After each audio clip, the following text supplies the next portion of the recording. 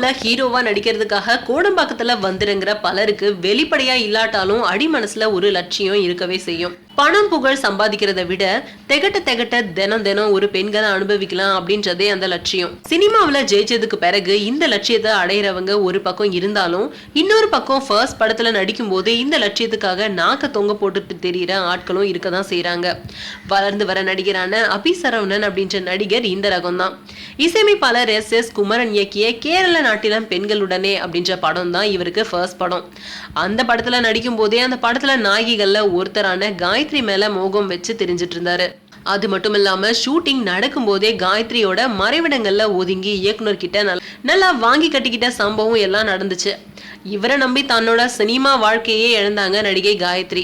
இந்த நிலையில தான் இப்போ பட்டதாரி அப்படின்ற படத்துல தன்னோட நடிக்கிற அதித்தி அப்படின்றவரை வளைச்சிருக்காரு. நடு ரோட்ல நடிகையை தாக்கிய இயக்குனரோட டார்ச்சர்னால தற்கொலைக்கு முயன்ற நடிகை அப்படின்னு வெளியான செய்திகளுக்கு பின்னால இருந்த சூத்திரதாரி இந்த அபி சரவணன் தான். இவரால பாதிக்கப்பட்ட ஒரு இயக்குனர் தன்னோட தரப்ப ஊடகங்களுக்கு ஒரு லெட்டராவே எழுதியிருந்தாரு. இது தொடர்பா விருகம்பாக்கம் காவல் நிலையத்திலையும் இயக்குனர் சங்கத்திலையும் நாம் விசாரிச்ச போது செல்வக்கண்ணன் சொல்றது உண்மை அப்படின்னு தெரிய வந்தது.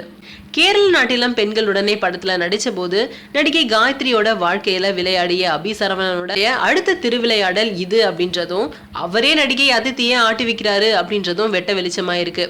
அது மட்டும் இல்லாம நடிகன் அப்படின்ற திமிர்ல இளம் பெண்களோட வாழ்க்கையில விளையாடிட்டு இருக்க நடிகர் சுமன் பல வருஷங்களுக்கு முன்னாடி ஜெயில கம்பி என்ன கதை அபி சரவணன் கேட்டு தெரிஞ்சுக்கிட்டா ரொம்ப நல்லது.